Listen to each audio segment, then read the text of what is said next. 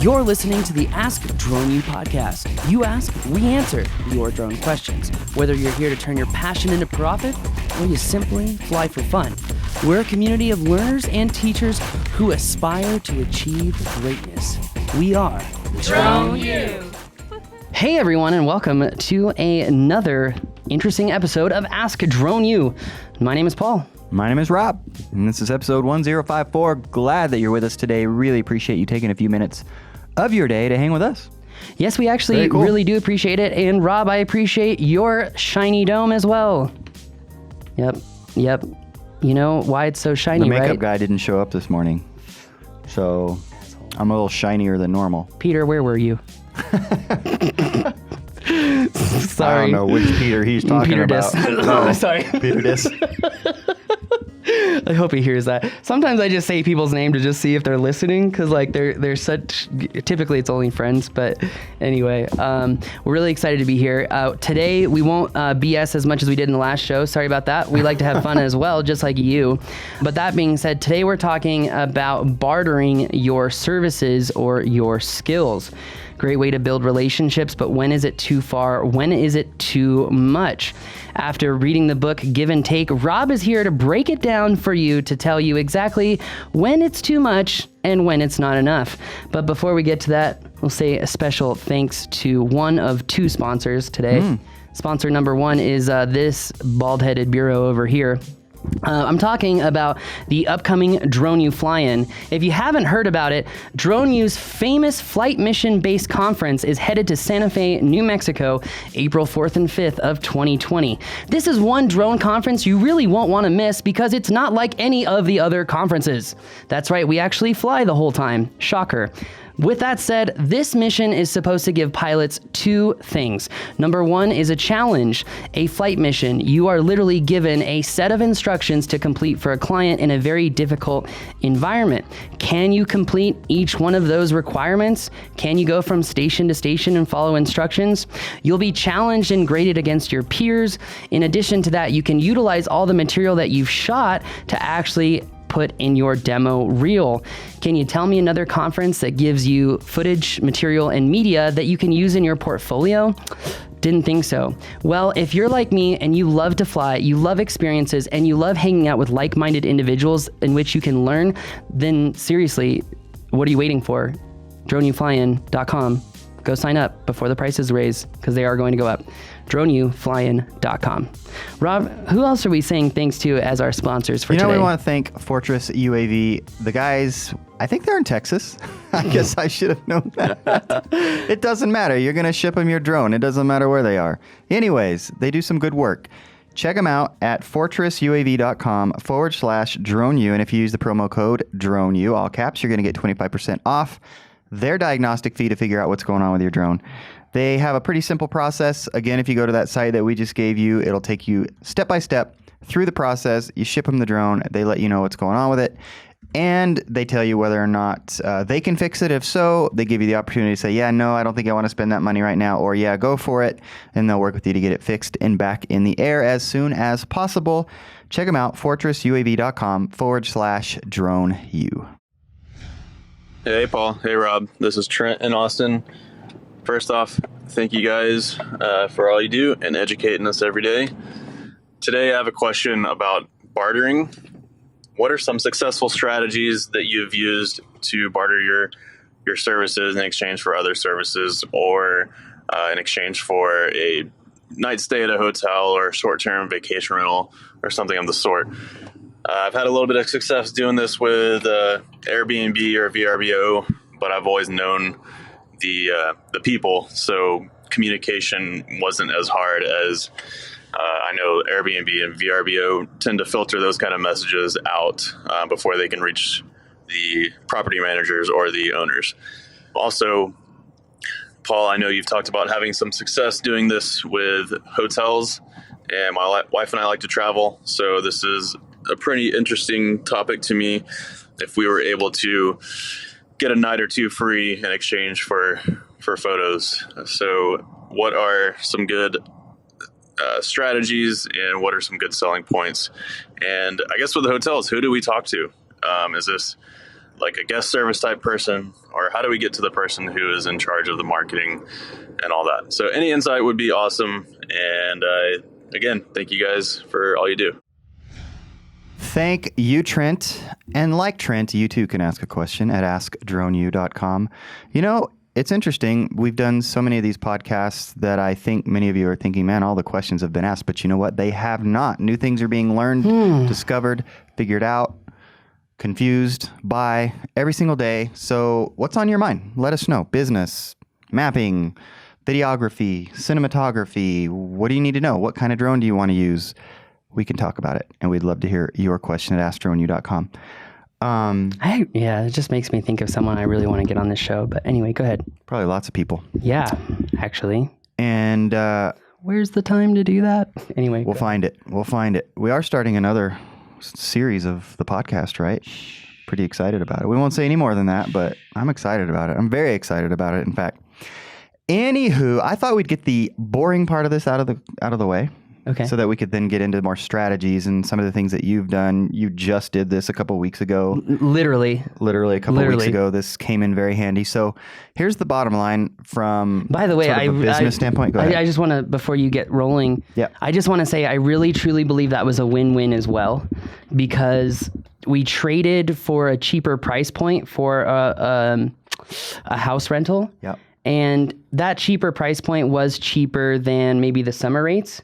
But the more and more I learned, it was their slow season. So it really, really worked out for everybody. And that's what you need to find is truly mutually beneficial situations. But anyway, go ahead, Rob. Sorry. No, I love that. You're always trying to find a win-win, or at least you should be trying to find a win-win. And I know Chris Voss says only fools think of win-wins. And I understand what he's trying to say and to who. But I will just respectfully say, Mr. Mentor Voss, that there are cases for true win-wins.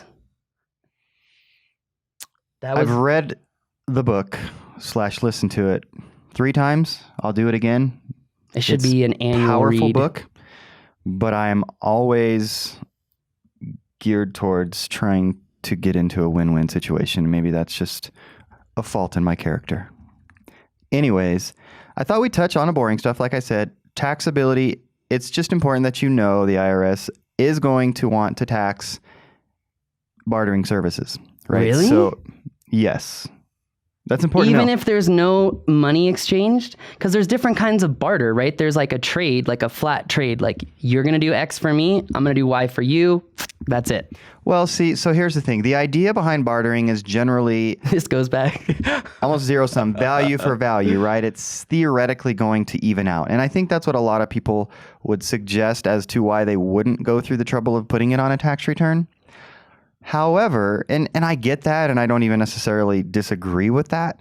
Just know if there is a large discrepancy in terms of the value, then somebody should be putting on that on their tax return. I'm talking technically, putting that on your tax return for the IRS to know that that was income. It doesn't matter that actual dollars didn't exchange hands.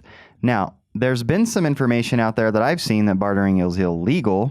That is not true. I want to make that clear. But the other thing is that even some states are starting to, and I don't know which states, I don't even know how New Mexico looks at this, frankly, maybe I should, but they're starting to apply sales taxes to barter transactions, which is really... States are? Yeah. Well, do you know which states? I don't know Because if it's California, don't worry, I'm not going there anyway. No, seriously, who eliminates freelancers? Like, what person in their right mind thinks it's a good idea that, no, you can't be a freelancer? You know why they're doing that? Because they want to take more of your money. Well, and that particular case, that sickens me. That's a whole different subject, but literally, I think... If you haven't read about this, read about what the California legislature has done to freelancers. And I think that freelancers they can't get out of California fast enough. It's going to kill Uber. It's maddening. And of course they do that under the guise of, we want to look out for the little guy so they don't get taken advantage of by the corporation, right? Oh, man. Bullcrap, boy, don't get me on that soapbox, Maybe Paul. if they actually educated the people, they wouldn't need to worry about that. Okay, I'm done. Go ahead. Okay, take it down a notch. Anyways, just want to let you know that it is important to be at least aware of the taxability of barter transactions. Again, that's the boring stuff. Hopefully you have a CPA, somebody that you can talk to about this if you're doing a lot of this. And I think, the barter economy is sort of coming back. It has been for a while. We look for opportunities to do that all the time. I think one thing that might be cool is, how did it come about with the situation in Austin and that barter situation? Was it simply an ask, or, at some point you had to just ask, but what's the background on that? Well, you know how we've talked about how you have to believe in yourself and your services and the skills that you provide? Obviously that becomes really clear when you fly around people and they're like, whoa, you're really good. But when you fly around people and those people have been around other pilots who fly, that's when you can really understand and gauge their true perception of your ability to be a pilot. But you've got to have confidence in your skills, and you have to be able to show them what you can deliver. If you can't do those two things, then stop right now, go home, put on your sour pants, and go to bed. Because you got to know your worth. You have to know your value. You have to know your strengths, and you have to be comfortable with your weaknesses. And for some, that may cause a crisis of conscience. And you know what? Good. I think more people need it, because our society has really focused on eliminating conversation that causes conflict. We're so divided, and yet the only thing that I think will save us at this point is having difficult conversations. Again, I go back to that question. What's the intention? Is the intention to be right, or is the intention to be better? So I think it's so important to focus on. But anyway, you got to have confidence. You got to know what your value is. Mm-hmm. This particular area that we stayed at in Austin is one of my absolute favorite Airbnbs, and I hate Airbnb. I absolutely hate it. I think it's the dumbest thing on the planet. I really despise it. I totally see the need and value for some of these hotel regulations. That doesn't mean that I'm okay with the rent-seeking behavior of New York State and California when it came to Airbnb, because I think that this was a really needed evolution to cause more competition in the market, which I think actually did positively help hotel room rates, in all honesty. But I don't like Airbnb because of the lack of systems and standards, and that's pretty much it. Oh. It's just always a different way to get into the house. It's always a different way to do things. And versus a hotel where you go to the desk, they give you the key, you go to the room, the door opens, someone comes and makes your bed. You just like that. It's seamless. Right. Yeah. And you know what? I'm a convenience queen. All right. A princess. Whatever you want to call it. Nonetheless, you stayed in an Airbnb. I did, because I love these people. I stayed at this Airbnb about a year ago and decided to go back this year because we can put our entire team up at this house, which is really nice because some of us snore louder than a bear's growl. Excuse me. So, you really got to have separate rooms for people. I never thought that would be a big deal, man. As the captain of the lacrosse team at UNM, I put 4, 5, 6 people in one hotel room. I'm surprised. There's one person on our team and you know who you are. I'm surprised, and we love you, that you didn't stick him in a boat when he was sleeping and push him out into the water. Well, do you remember the blanket fort from a year ago in Austin where they made a fort of blankets because he was so loud and he slept through the whole thing? Oh, anyway, you're a great dude. But okay, Airbnb, this property, it was going to be like $4,000 for the week. And I just called the owner who's a good friend and we actually do business together.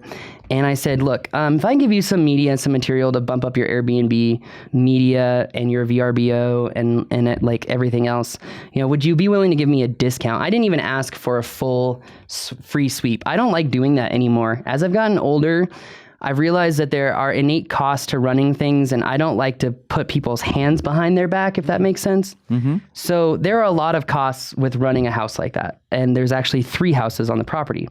He's seen my stuff. He's seen my Instagram. He's seen what I'm capable of. I think that he wanted to know from me what days and times that I would be filming to see a little bit of concrete confirmation that I'm actually going to do this and not just... Which was smart on his part. Mm-hmm, which is, agreed. Mm-hmm. It's also something that you've got to be prepared for. It's how are you going to prove to them that you're serious about it, you're going to take it seriously, and it's not just a trade, so whatever. You're only as good as your last video. Never forget that. So that being said, I said, hey, look, what if I give you a bunch of photos, give you a video, it'll be 30 to 60 seconds. I'll give you a little Insta edit and, you give me a couple grand off the price. And I said, I'll be honest with you, I'm happy to show you my Square account and I'm happy to show you what I typically sell photos and videos for. I think I'm giving you a great deal and I know that you're giving us a great deal and I respect you wholeheartedly. So I'm not going to screw you over. He really didn't even push back at all. He was actually really excited about the offer. He knows my level of skill. I just delivered the first set of photos and got rave reviews about them.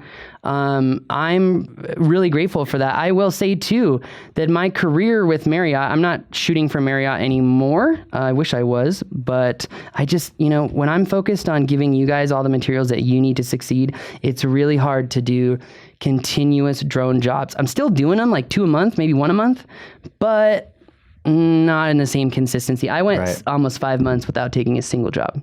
Really? During the power season too, by the way. Wow. So anyway, long story short is... and that's, by the way, because of the devotion to Drone you U. guys. Yeah. So anyway, long story short is the way that I got my position with Marriott was because of doing something like this. Yeah. I forget the website network name, but I came across that Marriott was looking to judge videographers and photographers.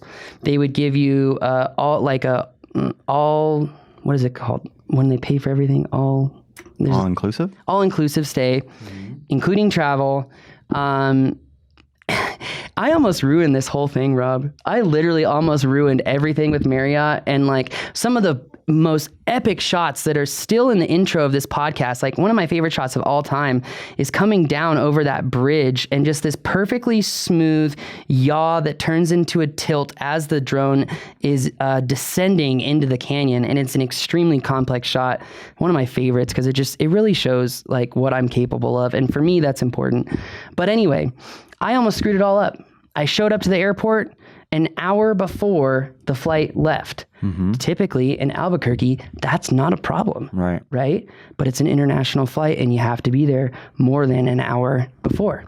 I was there at 57 minutes. Uh-oh. So literally I called Marriott and I'm like, Mandy, you're not going to believe what just happened. I just missed my flight. And I'm here at the airport and the flight takes off in 45 minutes and I'm here and they won't let me on the plane. And she was like, just get another flight. It's going to be okay. I need you down here. I think you have some skills and I'm excited to work with you. And when she said that, I was just like, all right, I'm all in. I'm all in. Got there 5 hours late, flew into Mexico where I got profiled myself. Yeah. For the biggest excise tax I've ever Can't trust those blonde kids. With big black cases. Literally, the customs line was closed. Everyone was walking through the door. They saw me in the office, please. Literally, how many cameras do you have? How many bombs do you have in there? 13. Excuse me? I will never remember. I'll never forget the look on their face when I said how many cameras I had on me. And, they were like, what are you doing here? And I was like, I'm just making YouTube videos, going on an adventure. Mexico, yeah.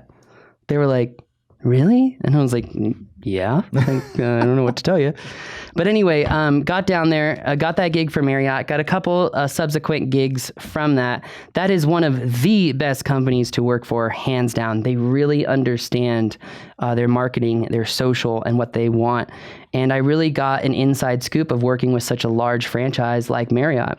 And so that came about because of that response that you had to some There was an online network offering intro-level jobs or free or trade jobs. Okay. For the opportunity. So it was essentially like Marriott's way of testing out 9 different videographers and saying, who can we trust to reliably do this over time? Honestly, that wasn't me. And I think that wasn't me because of Drone U. And it took me 2 months to deliver that stuff to them, which is pathetic. Yeah. That's not feasible. But at the time, I had a skill that really no one else had. So that was kind of my unfair advantage. That being said, I found this site. I was looking, it was kind of like staffmeup.com. It was not that site, but it was a lot like that site if you're looking for something similar. And Marriott just said, look, we're hiring a bunch of people.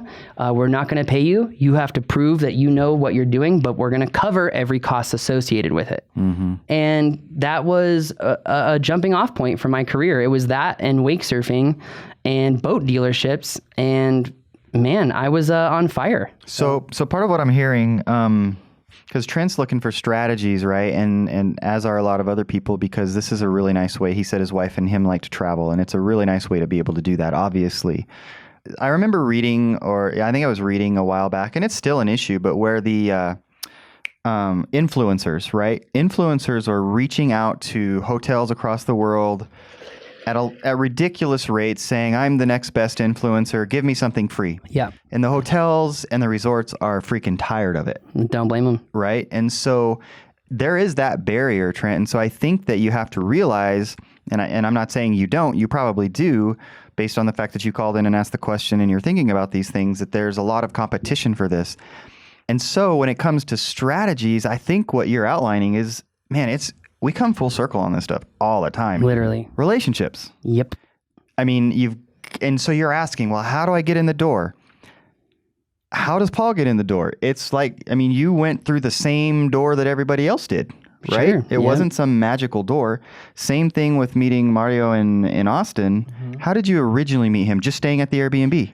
Yes, but that story is really funny in itself too, because it totally tells a story of how people generalize about other people. And the fact that I didn't generalize about Mario and his family gave me the way in to honest conversation with them. Talk more about that. Oftentimes, I know the story, but I think it's important. Oftentimes, people think that Mario and his family, who are from Guatemala, are like the local construction crew just working on the property. Yeah. I literally overheard a guest next door talking about that and saying, like, what are all these construction dudes around here? Like, they make me feel so unsafe. Oof. And if they just took the time to get to know someone and be open and honest, they would learn that those construction guys are not actually construction guys at all, but rather a family that really deeply cares about your experience on the property. And, I went up to him and I was like, hey, do you guys own this place? And I'll never forget. You don't think we're on the construction crew? And I remember just Mario and Ricky looking at each other like, this guy's not judging us. And I rode on my skateboard. I literally like cruising down the main drive on the skateboard. Just wanted to see the water, and there's just so much to be said about treating everyone as if they are family. Yeah. Now, I know that's not always possible, but in most situations, man, compassion is your friend. Yeah, but genuine compassion. Anyway. And so part of the follow-up to all that is that this has taken some time for like the situation with Mario. I mean, it was a year later. Yeah. And there have been a lot of conversations and because there's been talk about going to Guatemala and doing some things there for him. Multispectral mapping, yep. Right. So there's been some other conversations in that process. And then it comes to the opportunity where, hey, I think there's a win-win here sorry, Mr. Boss. I think there's a win-win here if I tell him I'll do some videos and so forth for a chance to stay for a less cost, et cetera, et cetera. Same thing with Marriott. I mean, that's kind of their shtick. I mean, that's how they give value to get value is they've got these resorts and so forth. So that one's a little bit easier. But do you have any examples of just like your initial idea was, I'm just going to see if these guys will barter Actually, for me? I think someone did it better than I did it. And I think that's the strategy to really talk about. So one of Sarah's friends, Cherie, she literally is a travel reviewer. I mean, She literally has a website where it talks about the different packages that she offers. I've talked about this in the business course. If you've taken the business course, packages. Give people value. Don't nickel and dime everyone. Sure, you can do an upsell here and there, but packages. So she actually has on her website these 3 different packages that she offers. Photos, photo and review to these sites, photo and review to these sites, plus a blog post, plus going out everywhere. So she is very definitive on what she's going to do for the particular hotel. And she has systematized it to say, if you want A, B, C, or D, just let me know. I love it because she's going to stand out right away. Yep, and she does. And Sheree is so smart. She's married to the Beatles producer's son, I think it is. I can't remember. Don't hear that every day. Greg, who's an awesome guy. He's super smart as well. Holy cow. Anyway, these two are two peas in a pod. But long story short is Sheree understands the structure and the perception of value because she has a site that has examples of her photos, examples of her work, examples of her review, so people can understand the language in which she writes. Language is so important. And in fact, I forgot one of the key points of the 4-Hour Work Week from Tim Ferriss's book that I read almost 2 decades ago, which is the book called Words That Work. And it's all about, even though, and this is a personal problem for me, even though you think you're saying X, it's being received as Y. So how do you formulate what you say to be received as, you're intending for X and you want to be received as X, right? Right. Now, this whole podcast for the last 1,053 shows, I have not been really thinking about formulaically thinking about words. They just come out. I obviously have a lot to say, but it's so important that language is specific, because if they can't see the skill of your photography, what type of photography? Is it ground? Is it aerial? Is it HDR stacks? Is it HDR stacked panos? What level are you going to take this to? I mean, just like this morning, we were talking about that 15 image stack that I did for that property, right? And the response that what is it called? Garnered? Garnished. And that people see value oftentimes. It's difficult with media to see dollarized value if you're not innately involved with media and you don't understand that you could literally go through 10 drone pilots who say that they know how to do HDR, and they'll go up and they'll take off and they'll click the HDR button, but they don't know that you actually should shoot an auto exposure bracket, a 5-step or a 3-step. Stack those images together, then stack each individual image stack together, and then put all the stacks together. Yes, it takes 30 minutes to make one pano, but you know what? You guys can't touch my panos because I put so much work into it. It goes back to Elon Musk. Guys, it's not hard, excuse my language, but if you are willing to work harder than everyone else, you are going to be successful, at least in business. The hard part that I'm learning right now is balance, because success isn't always about successful business, but it's also about a whole nother form of success, which is at home. Fantastic. And one of the things that makes me think about too, Trent, as far as strategies, is make it more than, so maybe you do create a site, maybe you do give some place for people to go to see what you're capable of doing, so that when you reach out to them, you send them there. But I like that you give them more than just, hey, I can give you this video or I can give you this Instagram post, but you can tell them what to do with it, or you can say, hey, I can even help you figure out what to do with it. So you're expanding your services and you're going to stand out. And then if you can document that somewhere that they can see and see that you've done it for other people, then you're going to stand out, because that's the big thing here is and if you share your numbers. If you share your numbers, these are definitely opportunities. Because all these resorts and whatever you want to talk about, they want their name out there. They want pictures of themselves out there. Mm-hmm. But there's a lot of people vying to be the ones to do that. So you got to stand out. Also, I'm curious to how long this influencer society is going to last. I'm actually really interested in this because our subscriber growth has been slower than pretty much everyone else, but it's also been the most consistent. And the type of people that listen to this show are the absolute type of people that I want to work with. Yeah. And I think a lot of people want to work with, right? And I mean, this goes to show of, if you ever do some research on the #1 college to hire people from, it would blow your mind. It's Chico State University in Northern California. And there are so many articles about this. And it's all about the relatability. It's all about that these students have such a diverse culture that they're able to work with just about any type of personality type, and they're not so sensitive. They're tough-skinned, and they understand what it takes to work with teams, and they have a lot of character, which is interesting to me, that character, teamwork, and passion are being put ahead now of grades, being put ahead now of extracurricular activities. I mean, like, I'll never forget my dad, first day of high school, he's like, you're going to take up a sport, you're going to do a club, and you're going to get good grades. Because then you can go to whatever college you want to, and you can do whatever you want. And I said, that's the formula? And he's like, yep, that's the formula. And it's just fascinating because I don't think that's the formula anymore. And going back to the influencer marketing, I just think so many people are just sick and tired of being fooled. Like, there's so much bad information out there.